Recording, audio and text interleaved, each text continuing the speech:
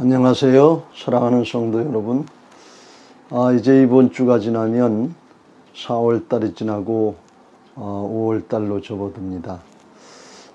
이제 다행히 우리나라는 코로나 감염 사태가 잘 수습되어 가는 것 같습니다.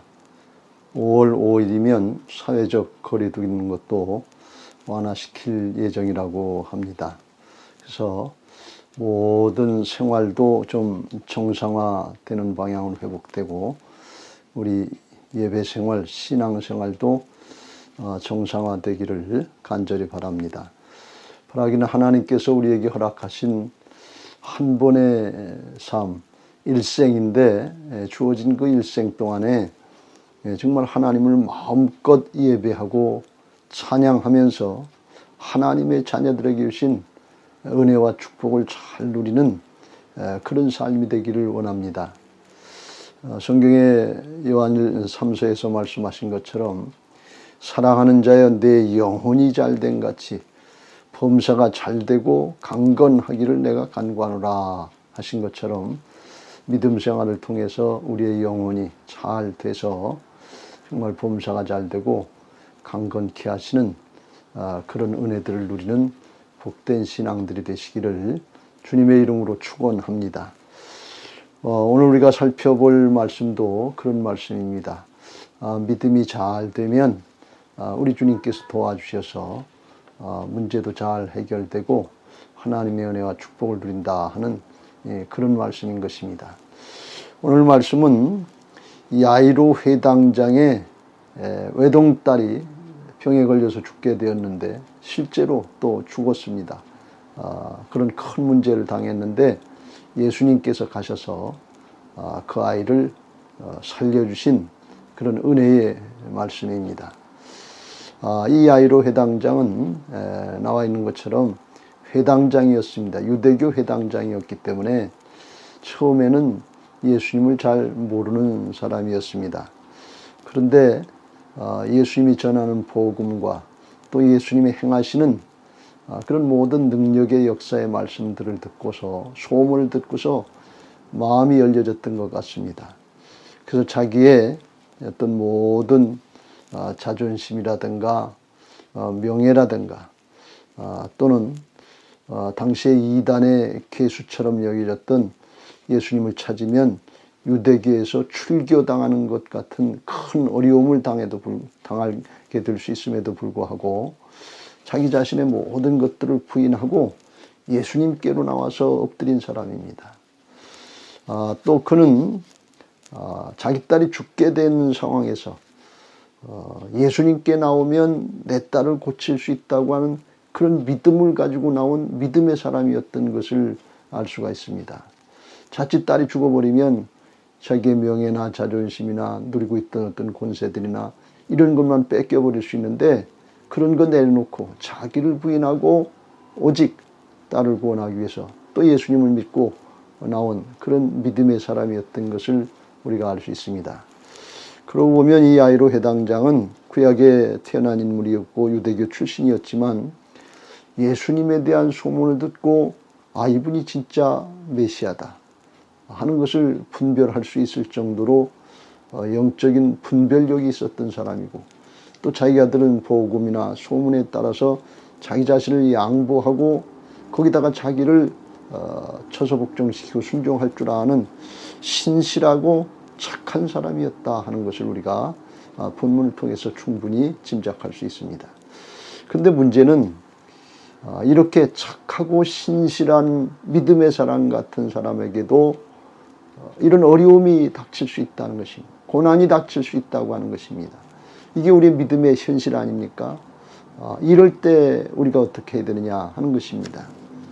하나님이 왜 이렇게 착하고 선한 사람들에게 어려운 고난을 당하게 하시는가 하는 그런 하나님의 깊은 섭리를 우리가 다 알 수 없지만 욥기서에 나오는 욥의 경우를 통해서 보면 마지막에 하나님께서 그의 믿음을 성숙시켜 주시려고 더 좋은 믿음을 주시려고 그렇게 하셨다 하는 것을 말씀하고 있습니다. 욥기서 42장 5절에 내가 죽게 되어 귀로 듣기만 하였사오나 이제는 눈으로 주를 배웁니다. 과거에는 피로 만들었는데 이제는 눈으로 영의 세계를, 하나님의 나라 역사를 볼 수 있을 정도로 성숙한 사람으로 만들어 주셨다 하는 것을 말씀하고 있습니다. 그렇습니다. 그래서 끝까지 믿음을 지키고 인내하면 승리하게 하시는 것입니다. 예수님이 마가복음 13장 13절에서 말씀하시는 것처럼 마지막 때 내 이름으로 말미암아 모든 사람에게 미움을 받을 것이나 끝까지 견디는 자는 구원을 받으리라, 이렇게 말씀하신 것과 같습니다. 그러니까 우리가 끝까지 믿음을 지키면 주님이 반드시 승리하게 하신다고 하는 것을 약속하신 말씀인 것입니다. 그런데 오늘 야이로 회당장의 문제는 끝까지 견디면 승리하지만 문제는 이렇게 믿음을 잘 지키려고 했는데, 믿음을 가지고 인내했는데, 그런데 중간에 사정이 더 악화되고 좋지 않아질 때, 이때가 문제인 것입니다. 사실 오늘 본문의 말씀에 보면 야이로 회당장이 모든 걸 다 포기하고 예수님 앞에 나와서 딸을 살려보려고 겸손히 엎드렸는데, 그런데 그 집에서 이제 사람들이 와서 하는 얘기가 당신의 딸이 죽었습니다. 이제 끝났습니다. 선생님 데려가도 소용없습니다. 이런 좋지 않은 소식을 전하는 것입니다. 사정이 더 악화된 것입니다. 그렇습니다. 우리가 믿음 지키다가 이렇게 사정 형편이 더 악화되는 것, 이게 문제인 것입니다. 이럴 때 어떻게 해야 되냐 하는 것이 우리 신앙생활하면서 큰 숙제가 되는 것입니다. 그때 어떻게 해야 되느냐, 오늘 그걸 예수님이 가르쳐 주시는데, 예수님은 50절 말씀에서 두려워하지 말고 믿기만 하라, 그리하면 딸이 구원을 얻으리라, 이렇게 말씀하시는 것을 볼 수가 있습니다. 사실 이 문제는 큰 문제인데 현실적으로 사람이 죽었는데 어떻게 두려워하지 말고 믿기만 하라고 할 수 있는가 하는 것에 대해서 우리가 잘 이해가 되지 않는 말씀입니다. 그러면 예수님께서 왜 그렇게 말씀하셨는지, 또 그 말씀하신 뜻이 무슨 뜻인지 오늘 같이 살펴보면서 은혜를 나누고자 합니다. 자, 그럼 예수님이 왜 그렇게 말씀하셨냐? 그 말씀하신 뜻이 뭐냐? 첫째, 두려워하지 말고 믿기만 하라 그러는데 뭘 두려워하지 말고 뭘 믿으라는 말이냐? 그 말씀이냐? 그런 뜻입니다. 그건 무슨 뜻인가 하면 사정 형편을 두려워하지 말고 하나님만 믿고 의지하라, 하나님만 신뢰하라, 그런 뜻입니다. 사정 형편을 바라보면 두려운 마음이 생기니까 하나님만 바라보고 하나님만 의지해라, 그런 뜻입니다. 왜 그러냐? 언제든지 하나님이 모든 문제보다 크신 창조주 하나님이시요 통치자 하나님이시기 때문에 그런 것입니다. 그렇습니다. 하나님은 온 우주 만물을 다 만드시고 다스리시는 광대하신 하나님이신 것입니다. 그래서 하나님이 어떤 문제보다 더 크신 하나님이라고 하는 것을 우리는 깨닫고 믿어야 됩니다. 근데 이 사람들이 이걸 잘 몰라요. 사람들은 흔히 생각하기를 많은 어떤 은혜나 큰 축복 받으면 이 광대하신 하나님을 알 것 같은데, 근데 사람의 욕심 때문에 조금 더 이렇게 생각하지 그 크신 하나님을 잘 몰라요. 잘 깨닫지 못합니다. 근데 성경에 보면 오히려 이 광대하신 하나님을 큰 문제 가운데, 큰 환난 가운데, 큰 고통 가운데 주님의 도우심을 받고 살아계신 하나님의 역사를 체험하고 그 하나님을 고백하는 그런 경우가 종종 있는 것을 볼 수가 있습니다. 그렇습니다. 시편 46편에 보면 시편 기자는 그걸 체험하고 이렇게 고백을 합니다. 하나님은 우리의 피난처시요 힘이시니 환난 중에 만날 큰 도움이시라 그랬어요. 환난 중에 만날 큰 도움이시라 그랬어요. 뭐 형통할 때 만나는 하나님이 아니에요. 환난 가운데 만날 수 있는 큰 하나님인데, 큰 도움이신데 어느 정도냐? 땅이 변하든지 산이 흔들려 바닷 가운데 빠지든지 바닷물이 솟아나고 뛰놀든지 그것이 넘침으로 산이 흔들릴지라도, 한마디로 쓰나미처럼 온 바다가 밀어붙이고 산과 땅을 다 뒤엎는다 할지라도 우리는 두려워하지 아니하리로다 그랬습니다. 어떻게 이런 고백을 할 수 있느냐? 큰 환난 가운데서도 도우시는 광대하신 하나님을 체험하고 깨달았기 때문에 그렇습니다. 정말 이런 고백이 우리에게 있는 사람이 하나님을 똑바로 아는 사람입니다. 구약에는 다윗과 같은 인물이 그런 고백을 많이 했고, 신약에서는 어려움을 많이 당하면서 복음의 역사를 감당했던 바울과 같은 사람이 그런 고백을 해서 하나님이 나의 피난처가 되신다는 것을 달리 어떻게 고백을 했는가 하면, 하나님은 언제든지 우리의 고난 가운데 피할 길이 되어주시고, 그리고 고난 당할 쯤에 시험 당할 것 같으면 피할 길을 주셔서 능히 감당하게 하신다고 고린도전서 10장 13절에서 고백하고 있는 것을 볼 수가 있습니다. 이건 바울이 그런 체험들을 많이 했기 때문에 그 하나님에 대한 고백을 하고 있는 것입니다. 바라기는 우리가 어려움이 있다, 큰 역경을 당했다, 그 이전에 하나님이 어떤 분이신가 하는 것을 알고 그 하나님을 신뢰하고 따르는 문제보다 크신 하나님을 만날 수 있는 그런 정말 좋은 믿음의 사람들이 되시길 주의 이름으로 축원합니다. 구약의 성경에 다윗은 그걸 체험하고 이렇게 고백합니다. 사울왕 때 블레셋이 이스라엘을 쳐들어왔는데, 블레셋에 아주 기골이 장대한 장군 골리앗이 있어서 이스라엘과 하나님의 군대를 모욕했습니다. 근데 이스라엘 백성들은 그 골리앗을 쳐다보고서 그리고서 자기들하고는 상대가 안 되는 아주 큰 인물이니까, 기골이 장대하니까 24절에 사무엘상 17장 24절에 보면 그 사람을 보고 심히 두려워하여 그 앞에서 도망했다고 그랬어요. 왜 그랬는가 하면 골리앗과 자기들을 비교한 것입니다. 문제인 골리앗을 바라본 것입니다. 근데 소년 다윗은 그렇게 하지 않았다고 그랬어요. 소년 다윗은 살아계신 하나님을 바라봤습니다. 그리고 그 살아계신 하나님과 골리앗을 비교하니까 이건 문제가 되지 않는 거예요. 그래서 이 17장 45절에 다윗은 이렇게 고백을 합니다. 너는 칼과 창과 단창으로 내게 오거니와 나는 만군의 여호와의 이름 곧 내가 모욕하는 이스라엘의 군대의 하나님의 이름으로 내게 나아가노라 하면서 담대하게 용기를 내고 앞으로 나가서 싸울 수 있었던 것입니다. 그러면서 다윗이 이렇게 고백을 합니다. 여호와의 구원하심이 칼과 창에 있지 않고 하나님께 있다.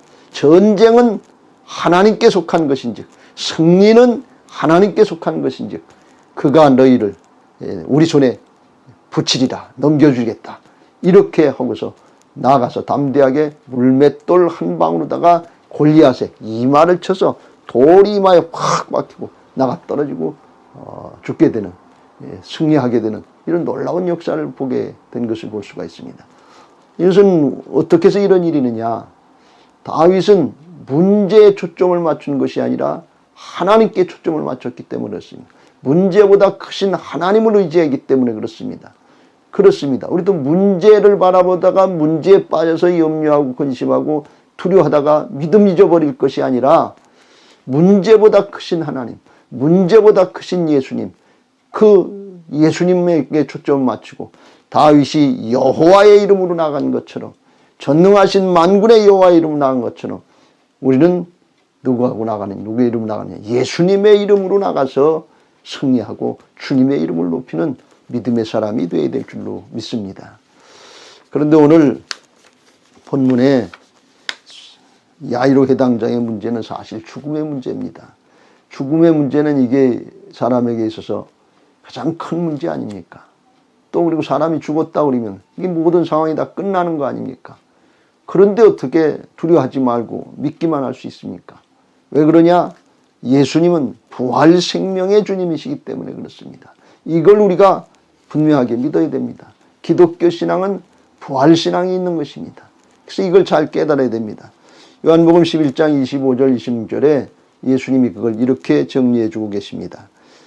나는 부활이요 생명이니 나를 믿는 자는 죽어도 살겠고 그랬습니다.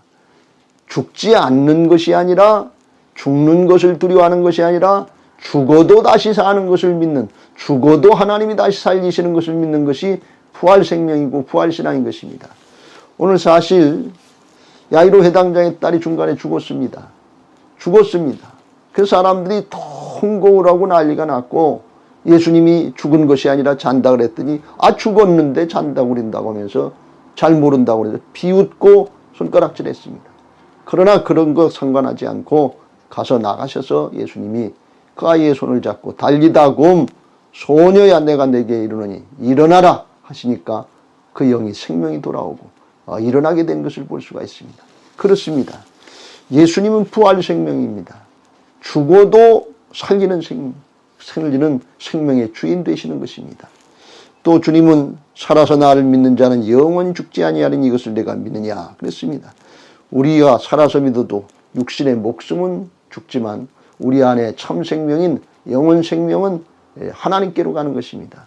오늘 예수님께서 달리다고 하실 때 56절에 보면 이 야이로 회당장의 딸의 영이 영원히 돌아와서 아이가 곧 일어나거늘 그랬습니다. 그렇습니다. 영원히 돌아온 육신은 다시 사는 겁니다. 예수님도 십자가에서 운명하실 때에 마태복음 27장 50절에 보면 크게 소리 지르시고 영원히 떠나셨다고 그랬습니다. 그러니까 육신이 죽은 육신이 되는 겁니다. 그런데 요한복음 20장 19절 20절 말씀해 보면 부활하신 예수님이 두려워 떨면서 문 걸어 잠고 두려워하고 있는 제자들에게 너희에게 평강이 있을지어다 하시면서 오셔서 잘 믿질 못하니까 예수님의 손과 발을 보여주시고 그리고 내가 부활의 몸이다. 부활의 생명이다. 그걸 증명해 주신 것을 볼 수가 있습니다. 그렇습니다. 우리가 믿는 예수님, 우리가 믿는 하나님은 부활 생명의 주님이신 것을 믿으시기 바랍니다. 코로나 사태로 인해서 우리가 여러 가지로 염려하고 두려워하는 경우가 많이 있는 것을 알 수 있습니다. 우리가 육신의 건강을 위해서 조심해야 됩니다. 마스크도 하고 손도 잘 닦고 건강 규칙을 잘 지키기도 하고 그래야 됩니다. 그런데 그것 때문에 죽음을 두려워한다든지 신앙이 위축된다든지 신앙 자체가 근본적으로 흔들린다든지 그거는 하나님의 뜻이 아닙니다. 부활 생명으로 나와 함께 하시는 주님을 믿고 담대하시기를 또 이겨나갈 수 있게 되시기를 주님의 이름으로 축원합니다. 하나님은 언제든지 문제보다 크신 분입니다. 문제보다 크신 그 하나님께 초점 맞추고 문제를 이겨나가시길 주의 이름으로 축원합니다.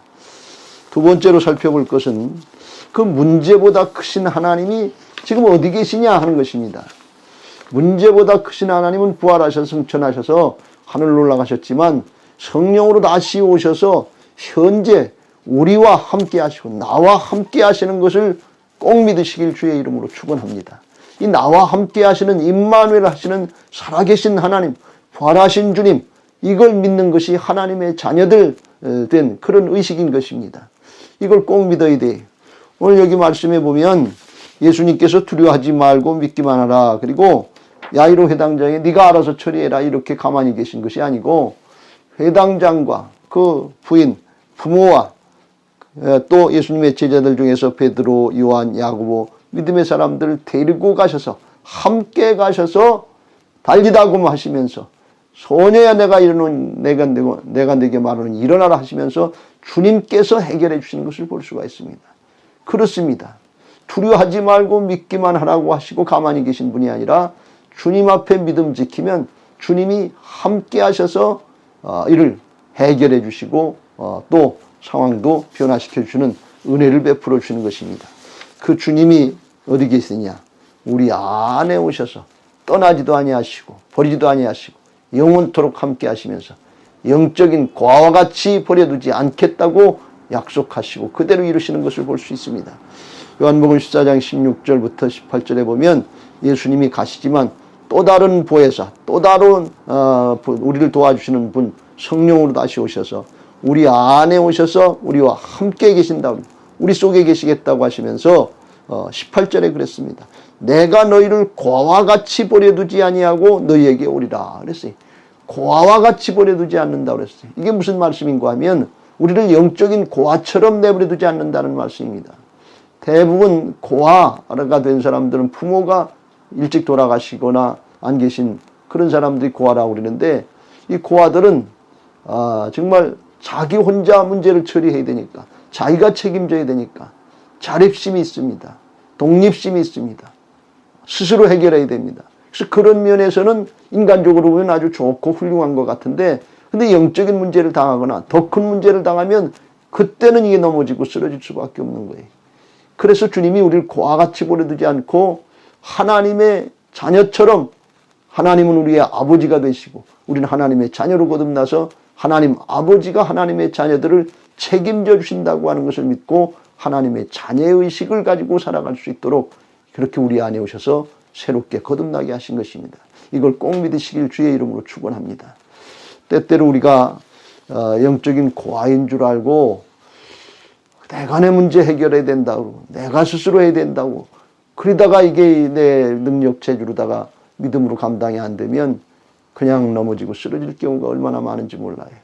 그래서 주님은 우리들로 하여금 하나님의 자녀의식을 가지고 어린아이 같은 마음으로 하나님의 나라에, 하나님의 왕국의 복음의 말씀을 받아들이고 어린아이 같은 마음으로 말씀을 따르고 순종하면서 하나님 아버지를 의지해서 하나님의 도우심, 하나님 나라의 역사를 보라고 마가복음 10장 13절에서 15절에 이렇게 말씀합니다. 어린아이들이 내게 오는 것을 용납하고 금하지 말라. 하나님의 나라가 이런 자의 것이다. 내가 진실로 너희에게 이르노니 누구든지 하나님의 나라를 어린아이와 같이 받들지 않는 자, 어린아이와 같이 하나님 나라의 복음의 진리를 받아들이지 않는 자는 결단코 그곳에 하나님 나라에 들어가지 못하리라. 나중에 죽어서 천국 가지 못한다는 그런 뜻만 아니라 여기 땅에서 하나님의 나라의 역사를 보지 못하겠다는 것입니다. 하나님이 함께 하시는 역사를 보지 못하겠다는 것입니다. 그래서 우리가 이 사실을 잘 깨닫고 이제 영적인 고와 같이 내 스스로 내 힘 가지고 내가 한다고 생각하지 말고 하나님 아버지께 맡기고 따르면 하나님 아버지께서 책임져 주신다고 하는 하나님의 자녀의식을 가지고 살아가시길 주의 이름으로 축원합니다. 실제로요, 어린아이들은 어디 엄마 아빠랑 가다가 무서운 개를 만나든지 큰일을 만나면 깜짝 놀래가지고 엄마 그리고 아빠 그리고 엄마 아빠 품으로 그냥 달겨들기만 하면 돼요. 그 달겨들면 엄마 아빠가 안아주고 그리고 그 다음 문제를 다 해결해 주는 거예요. 자기 힘 가지고 해결하는 게 아니에요. 엄마 아빠가 해결해 주는 거예요. 우리는 하나님 품으로 달겨들기만 하면 돼요. 주여 나를 불쌍히 여겨 주옵소서. 예수님 품으로 달겨들기만 하면 돼요. 수고하고 무거운 짐진 자들아 다 내게로 오라고 그랬습니다. 달겨들기만 하면 주님께서 안아주시고 해결해 주시고 이제 품어주셔서 하나님의 평강의 역사를 누리게 하시는 것을 믿으시기 바랍니다. 이와 같이 하나님 아버지, 우리 주님의 손을 붙잡고 그와 같이 하나님의 자녀의 의식을 가지고서 살아가는 것을 하나님과 동행하는 삶이다. 이렇게 말씀하는 것입니다. 그래서 우리가 하나님을 이제 아버지로 여기고 하나님의 자녀처럼 동행하는 삶을 살 때 이런 은혜들을 다 누리게 되는 것입니다. 성경에 보면 예수님의 제자였던 베드로는 예수님의 공생의 사역 중에 같이 배를 타고 갈릴리 바닷가를 건너가다가 광풍을 만났습니다.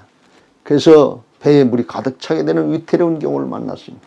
그런데 그때 예수님은 깊이 잠을 주무셨다고 그랬어요.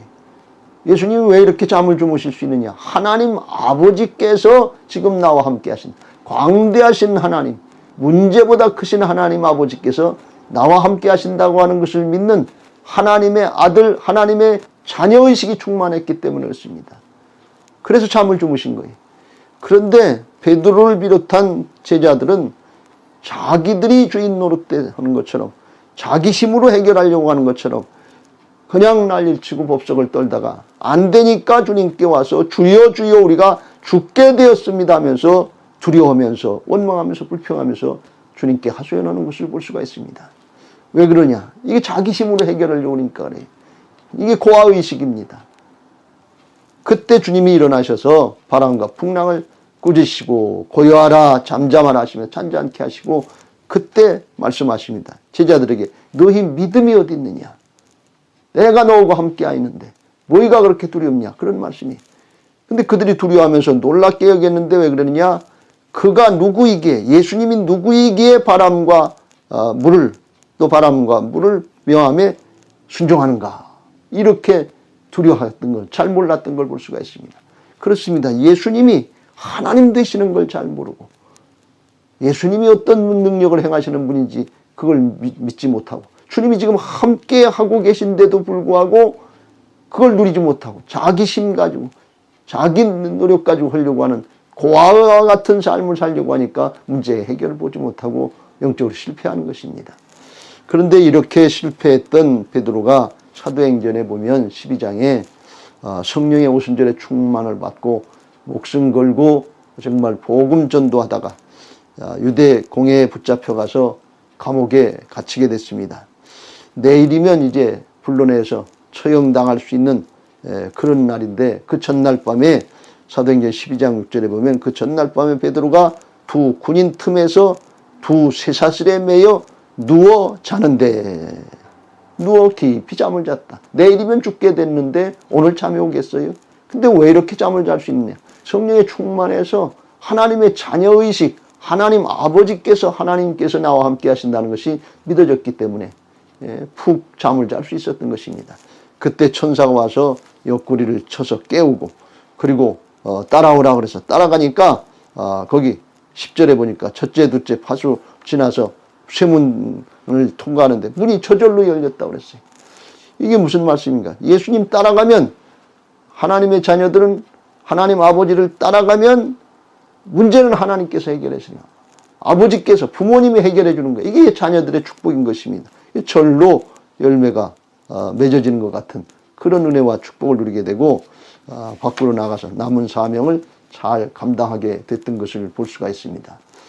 여러분, 바라기는 어렵고 힘든 문제들이 많은 이때인데, 코로나 사태로 건강의 문제도 심각해질 수 있고, 특별히 경제 문제가 심각해질 수 있는 이런 상황인데, 이때 나 혼자 사는 것이 아니라 영적인 고아처럼 내가 나 혼자만 책임지는 것이 아니라 하나님의 자녀로 하나님 아버지께서 나와 함께 하신다고 하는 하나님의 자녀의식을 가지고 하나님과 동행하시길 바랍니다.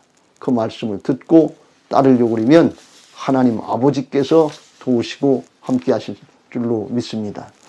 여러분, 이게 하나님의 자녀의 삶이고, 이게 정말 하나님의 자녀로 거듭난 새 사람의 삶이요, 부활신앙인 것입니다.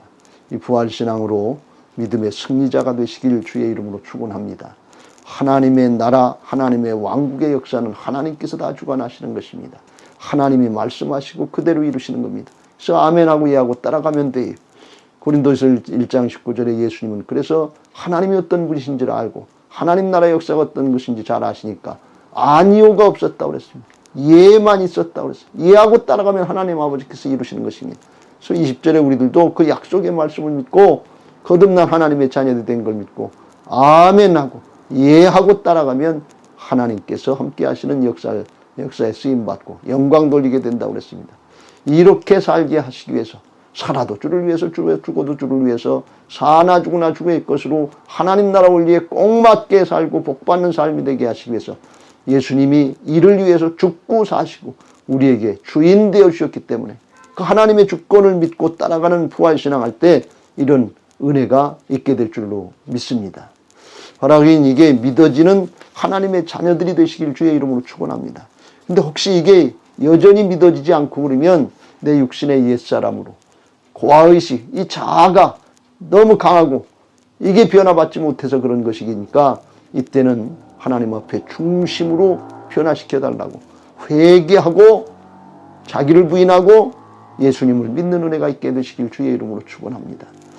예수님도 정말 하나님의 뜻을 끝까지 순종하시고 십자가 감당하시기 전에 정말 힘들고 어려웠는데 자기를 부인하시려고 마가복음 14장 36절에 보면 이제 이 잔을 내게서 옮기시옵소서. 그러나 나의 원대로 마시옵고 아버지의 원대로, 아버지의 뜻대로 되기를 원합니다 하면서 하나님의 자녀로서 하나님 아버지 뜻을 따르려고 부인하려고 할 때 하나님께서 함께하여 주셔서 성령의 능력으로 사명을 감당하게 하시고 승리하게 하셨던 것을 볼 수가 있습니다.